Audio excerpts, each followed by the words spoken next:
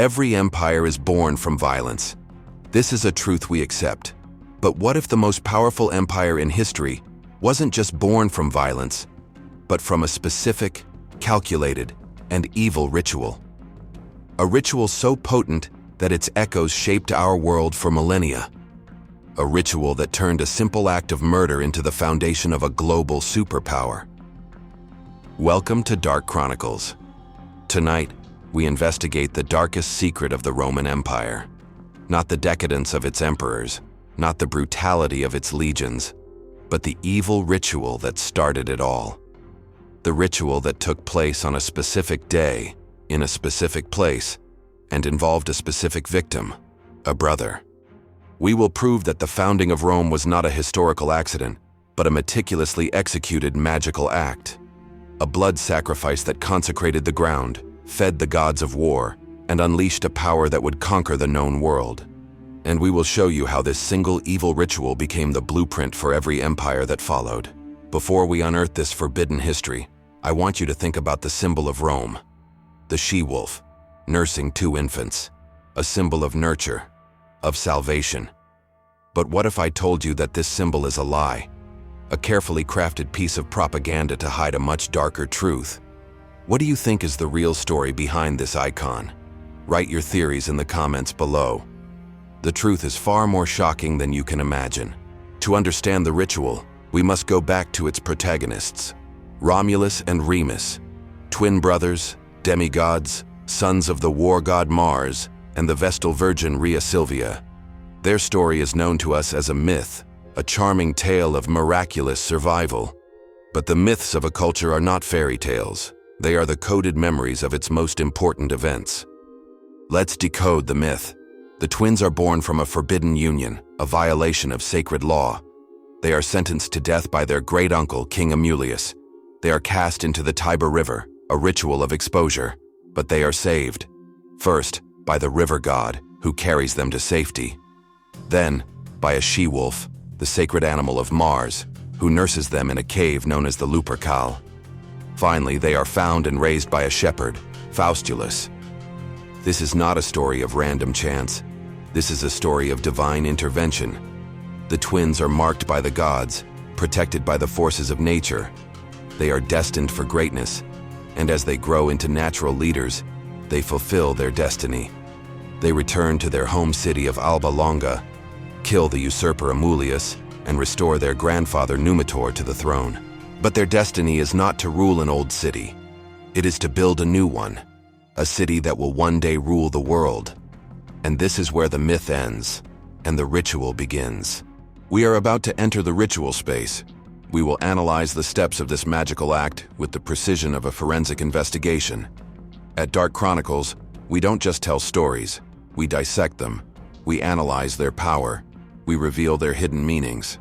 If you want to understand the secret mechanics of history, subscribe and activate the notification bell. The real investigation starts now. Romulus and Remus stand on the hills overlooking the Tiber, the very place where they were saved. They must decide where to build their city, but they disagree. Romulus chooses the Palatine Hill. Remus chooses the Aventine Hill. To resolve their dispute, they agree to consult the gods through augury, the ancient art of divination by observing the flight of birds. Remus is the first to see a sign, 6 vultures.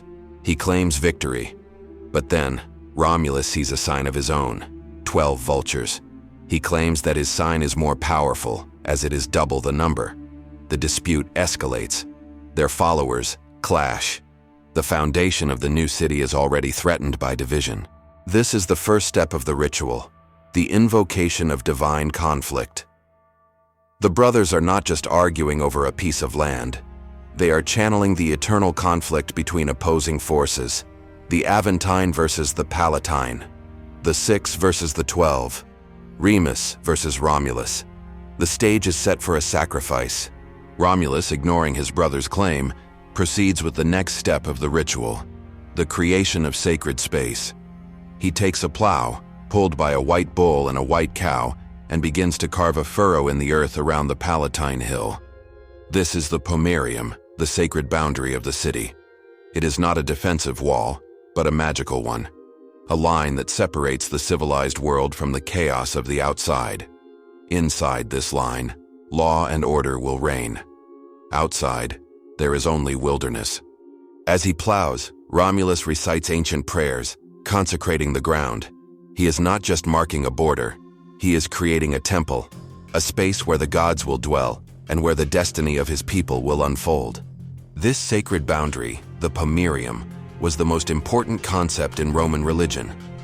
To cross it with an army was the ultimate sacrilege, a declaration of civil war. Why do you think a simple line in the dirt held such immense power? Share your thoughts in the comments. The answer reveals the core of the Roman psyche. And now we come to the heart of the ritual, the final irreversible act. Remus, humiliated and angry, stands before the newly carved furrow. He mocks his brother's work. He scoffs at the shallow ditch and the low mound of earth that is supposed to be a wall. And then, he does the unthinkable. He leaps over the sacred boundary. He violates the pomerium. In that moment, Remus is no longer just a man. He is a symbol.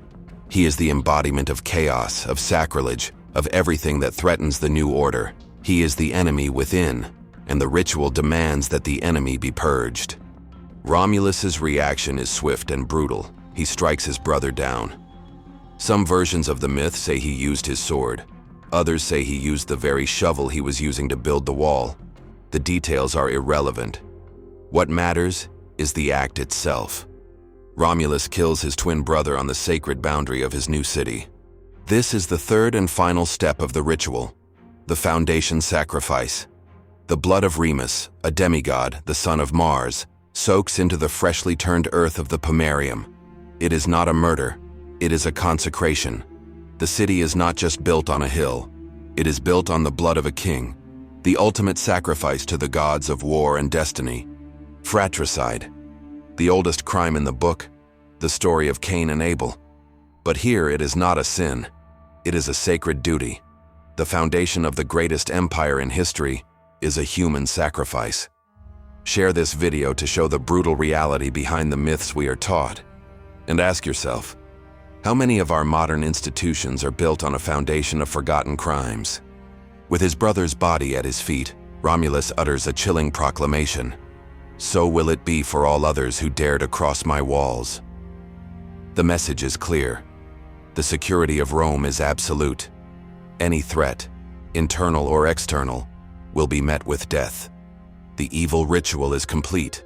The city is born, and its name is Rome. This was not an isolated act of rage. It was a pattern, a blueprint for power that the Romans would follow for the next 1,000 years. The principle was simple. To create order, you must first embrace chaos. To build something sacred, you must first commit a sacrilege. To gain the favor of the gods, you must feed them with blood. This ritualistic violence is embedded in the DNA of the Roman Empire. We see it in the gladiatorial games, where death is a public spectacle. We see it in the practice of decimation, where 1 in 10 soldiers of a disgraced legion is killed by his own comrades. We see it in the brutal suppression of rebellions where entire cities are wiped off the face of the earth. And we see it in the dark magic that permeated Roman society. The curse tablets buried in graves, calling on the spirits of the dead to torment their enemies. The blood sacrifices performed in secret, to gain power or influence. The necromancy, the divination, the belief that the world was a web of supernatural forces that could be manipulated by those who knew the right rituals. The Romans were not unique. The Aztecs built their empire on a foundation of mass human sacrifice. The Mongols performed shamanistic rituals before their conquests. The Persians used fire and blood to purify their empire. Which of these empires do you think had the most effective founding ritual? Let us know in the comments. The evil ritual that created Rome was not just a historical event. It is a timeless archetype, a story about the price of power. To build an empire, you must be willing to sacrifice your own blood. You must be willing to kill your own brother. You must be willing to become a monster. Romulus, the founder of Rome, was a fratricide, a murderer. And yet, he was worshipped as a god. His crime was not just forgiven, it was celebrated. It became the source of his power and the power of the empire he created. The she-wolf in the official propaganda was not a symbol of nurture. It was a symbol of predatory power. The power to kill, to conquer, to dominate. The story of Romulus and Remus is a warning that the greatest civilizations are often built on the darkest foundations. That behind the myths of glory and destiny, there is often a story of blood, betrayal, and an evil ritual that started it all. What does it say about us that the story of Rome, the foundation of Western civilization, begins with a human sacrifice? That our laws, our language, our very way of thinking, are rooted in this act of ritual violence. What do you think is the legacy of this evil ritual in our world today? Leave your final thoughts in the comments. Thank you for joining us on this journey into the heart of darkness. Our next investigation will take us to the most bizarre sexual rituals that made ancient Rome fall. If you want to continue exploring the forbidden history of our world, subscribe to Dark Chronicles. Because the truth is always darker than you think.